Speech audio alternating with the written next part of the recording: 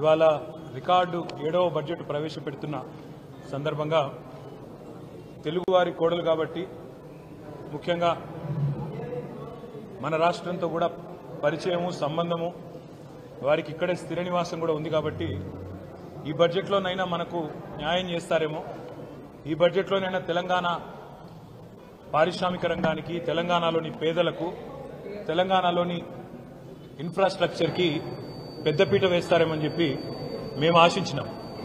కానీ దురదృష్టం ఇవాళ 48,21,000 కోట్లతో బడ్జెట్ పెట్టినప్పటికీ అందులో పెద్ద ఎత్తున కొన్ని రాష్ట్రాలకు పెద్దపీట వేసినప్పటికీ తెలంగాణ ప్రస్తావన మాత్రం లేకపోవడం అనేది నిజంగా కూడా బాధాకరం, శోచనీయం.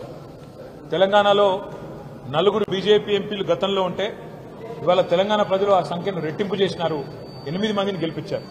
అయినప్పటికీ 8 రూపాయలు కూడా కేంద్ర ప్రభుత్వం ఈ బడ్జెట్లో ఇవ్వకపోవడం అనేది నిజంగా బాధాకరం, తీవ్రంగా కూడా తెలంగాణ ప్రజలందరినీ కూడా విస్మయపరిచిన అంశం.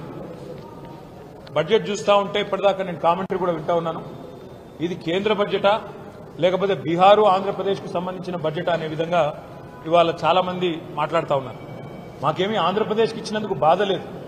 సాటి తెలుగు రాష్ట్రం, తప్పకుండా వారు బాగుండాలి, మంచిగా ఉండాలని కోరుకుంటోళ్ళం తప్ప వారికి నష్టం జరిగితే మేము కూడా బాధపడతాం.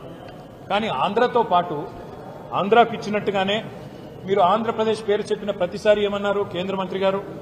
ఆంధ్రప్రదేశ్ పునర్విభజన చట్టం అని మాట్లాడింది. కానీ ఆంధ్రప్రదేశ్ పునర్విభజన అంటేనే 2 రాష్ట్రాలకు సంబంధించిన ప్రయోజనాలు ఆ చట్టంలో ఉన్నాయి.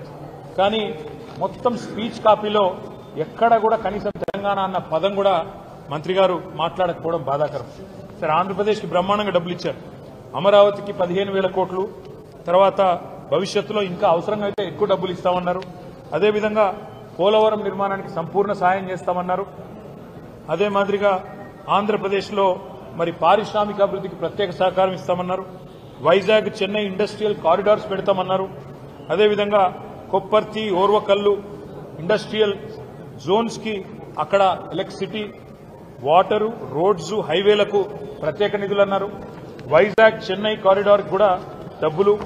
అదేవిధంగా బెంగళూరు కూడా, హైదరాబాద్ బెంగళూరు కారిడార్ కూడా డబ్బులు ఇస్తున్నామన్నారు. అదేవిధంగా ఆంధ్రప్రదేశ్లోని వెనుకబడ్డ ప్రాంతాలకు ప్రత్యేక ప్యాకేజీ అన్నారు. రాయలసీమ, ప్రకాశం, ఉత్తరాంధ్ర జిల్లాలకు ప్రత్యేక ప్యాకేజీ అన్నారు. మాకు ఆంధ్రప్రదేశ్కి ఇచ్చిన దాని మీద దుగ్ధ లేదు, బాధ లేదు, అసూయ లేదు. తెలుగు రాష్ట్రం, పక్క తెలుగు రాష్ట్రం బాగుపడితే సంతోషించటోళ్ళమే, తప్పకుండా స్వాగతిస్తాం ఆంధ్రప్రదేశ్కి ఇచ్చిన దాన్ని. కానీ కేవలం ఆంధ్రప్రదేశ్కు బీహార్కు రెండింటికే ఇస్తూ మిగతా 26 రాష్ట్రాలను మరి చిన్నచూపు చూడడం అనేది నిజంగా బాధాకరం. ఆంధ్రప్రదేశ్ పునర్విభజన చట్టమని మీరే మాట అయితే చెప్పారు. ఆంధ్రప్రదేశ్ పునర్విభజన చట్టంలోనే 2 తెలుగు రాష్ట్రాల ఏర్పాటు కూడా ఉన్నది. తెలంగాణ ఉన్నది, ఆంధ్రప్రదేశ్ ఉన్నది. కానీ ఎప్పటిలాగానే మనకు 9.5-10 సంవత్సరాలుగా ఎప్పటిలాగానే ఇచ్చినట్టు ఈసారి కూడా గుండు సున్నానే ఇచ్చింది కేంద్ర ప్రభుత్వం. మరి మీరు ఒక్క నిమిషం ఆలోచిస్తే మనకు ఆంధ్రప్రదేశ్ పునర్విభజన చట్టంలో కూడా 35 వివిధ హామీలు మరి మనకు కేంద్ర ప్రభుత్వం ఆనాడు 2014లో ఇచ్చింది. అందులో చాలా అంశాలు గతంలో కేసీఆర్ గారు ముఖ్యమంత్రిగా ఉన్నప్పుడు గత 10 ఏళ్లు ఒకసారి కాదు పలుమార్లు పోయి బతిమలాడినాము, పలుమార్లు పోయి అభ్యర్థించాము, ఇచ్చిన మాట నిలబెట్టుకోండి అని చెప్పి కూడా కోరినాం. ములుగులో గిరిజన యూనివర్సిటీ కేటాయించాలి మనకు పునర్వ్యవస్థీకరణ చట్టం ప్రకారం. కానీ పేరుకేదో యూనివర్సిటీ ఇచ్చినట్టు గతంలో ప్రకటించారు తప్ప ఇప్పటి వరకు డబ్బులు కేటాయించలేదు. బయ్యారంలో ఉక్కు కర్మాగారం పెడతాము steel authority of India limited ద్వారా అన్నారు. ఇప్పటి వరకు దానికి మోక్షం లభించలేదు. ఈ బడ్జెట్లో కూడా దక్కింది గుండు సున్నా. కాజీపేటలో రైల్ కోచ్ ఫ్యాక్టరీ అన్నారు, అది కూడా హులెక్కైంది. అది కూడా ఇవాళ రైల్ కోచ్ ఫ్యాక్టరీ పోయి ఒక వ్యాగన్ రిపేర్ షాప్ పెడతామని చెప్పడం బాధాకరం. 9 ఏళ్లుగా ఆనాడు కేసీఆర్ గారు ప్రధానమంత్రి గారిని, కేంద్ర మంత్రులను పలుమార్లు కలిసి మా రాష్ట్రానికి కొత్త విద్యా సంస్థలు ఇవ్వండి, ఐఐఎం ఇవ్వండి, ఇండియన్ ఇన్స్టిట్యూట్ ఆఫ్ మేనేజ్మెంట్ ఇవ్వండి, నేషనల్ ఇన్స్టిట్యూట్ ఆఫ్ డిజైన్ ఇవ్వండి, ఐఐఎస్ఈఆర్ ఇవ్వండి, నవోదయ కేంద్రీయ విద్యాలయాలు ఇవ్వండి అని పలుమార్లు కోరినాం. దాని మీద కూడా ఒక్కటంటే ఒక్క విద్యా సంస్థ కూడా ఇప్పటి వరకు మంజూరు చేయలేదు. ఈ రోజు బడ్జెట్లో కూడా చేయలేదు. కేంద్ర బడ్జెట్లో పారిశ్రామిక కారిడార్లు ఇవన్నీ కూడా చెప్పారు ఇతర రాష్ట్రాలకు సంబంధించి. అదే తెలంగాణలో మరి హైదరాబాద్ నుంచి వరంగల్ కానీ, హైదరాబాద్ నుంచి రామగుండం కానీ, హైదరాబాద్ బొంబాయి పోయే రోడ్డు కానీ, హైదరాబాద్ నుంచి విజయవాడ పోయే రోడ్డు కానీ ఇవన్నీ కూడా ప్రముఖమైన పారిశ్రామిక కారిడార్లుగా ఏర్పాటు చేయాలని 6 వివిధ కారిడార్లు ఏర్పాటు చేయాలని చాలాసార్లు కోరాం. దాని మీద కూడా స్పందన లేదు. మెగా పవర్ లూమ్ క్లస్టర్ కావాలని చెప్పి సిరిసిల్లలో అడిగాం. దాని మీద కూడా స్పందన లేదు. అదేవిధంగా కొత్త హ్యాండ్లూమ్ క్లస్టర్స్ కూడా మంజూరు చేయాలని చెప్పి కూడా గతం నుంచి కోరుతున్నాం. దాని మీద కూడా స్పందన లేదు. తెలంగాణ ప్రభుత్వం రేవంత్ రెడ్డి గారి నాయకత్వంలో మన చాలా మంది చాలాసార్లు ఢిల్లీకి పోయి అక్కడ మంత్రులను కలిసినట్టుగా కూడా వార్త, కానీ ఒక్కటంటే ఒక్కటి కూడా వీళ్ళు చెప్పింది వాళ్ళు వినిపించుకున్నట్టయితే కనబడడం లేదు. రీజనల్ రింగ్ రోడ్డు కానీ, రాష్ట్రాలకు ముఖ్యంగా తెలంగాణకు ఉపయోగపడే హైవే విస్తరణ కానీ, కనెక్టివిటీ ప్రాజెక్టులు కొన్ని తప్ప ఎక్కడా కూడా పెద్ద మొత్తంలో అయితే ఇచ్చిందేం లేదు. మొత్తంగా చెప్పాలంటే తెలంగాణకు ఈ బడ్జెట్లో మళ్ళొక్కసారి దక్కింది పెద్ద గుండు సున్నా. నేను తెలంగాణ ప్రజలు అందుకే ఆలోచించాలని చెప్పి వారిని విజ్ఞప్తి చేస్తా ఉన్నా. మొన్న జరిగిన పార్లమెంట్ ఎన్నికల్లో 16 స్థానాలు 8 కాంగ్రెస్ పార్టీకి, 8 భారతీయ జనతా పార్టీకి మీరిచ్చారు. ఇవాళ అదే 16 స్థానాలతో చంద్రబాబు నాయుడు గారు శక్తి బలంగా ఉంటే ఏం సాధించుకోవచ్చో సంకీర్ణ ప్రభుత్వంలో చూపెడతా ఉన్నారు. 15,000 కోట్లు ఒక్క ఏపీ క్యాపిటల్ డెవలప్మెంట్ కి ఆయన తీసుకుంటున్నారు. అదేవిధంగా బీహార్కు 26,000 కోట్ల రూపాయలు కేవలం రహదారుల కోసం మాత్రమే ఇచ్చినారు.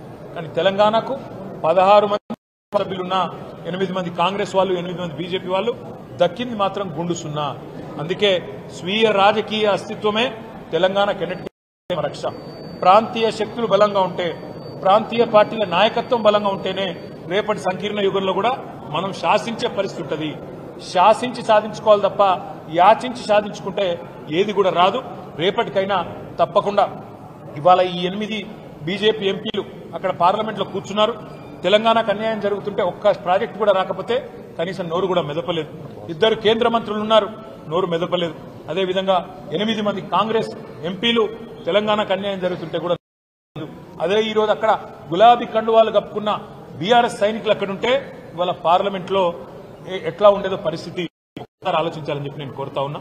అందుకే భవిష్యత్తులోనైనా తెలంగాణ ప్రజలు గుర్తుపెట్టుకోవాల్సిన మాట, మన ప్రాంత హక్కులు కాపాడాలంటే, మన రాష్ట్ర హక్కులు కాపాడాలంటే, మనకు నిధులు రావాలంటే ఈ సంకీర్ణ శకంలో తప్పకుండా కేసీఆర్ గారు లాంటి బలమైన నాయకులు, బలమైన బీఆర్ఎస్ లాంటి పార్టీలను ఎంత మద్దతు ఇచ్చి, ఎంత సంఖ్యాపరంగా బలోపేతం చేస్తే అంత రాష్ట్రానికి లాభం అనే మాట కూడా మళ్ళొక్కసారి గుర్తు చేస్తూ, ఈ బడ్జెట్లో కూడా గుండు సున్నానే ఇచ్చినందుకు మరి కేంద్ర ప్రభుత్వానికి మరి 8 ఎంపీలు ఇచ్చినా మీరు గుండు సున్నా ఇచ్చినందుకు తెలంగాణ ప్రజలు భవిష్యత్తులో అన్ని గమనిస్తున్నారు, అన్ని ఆలోచన చేస్తున్నారు.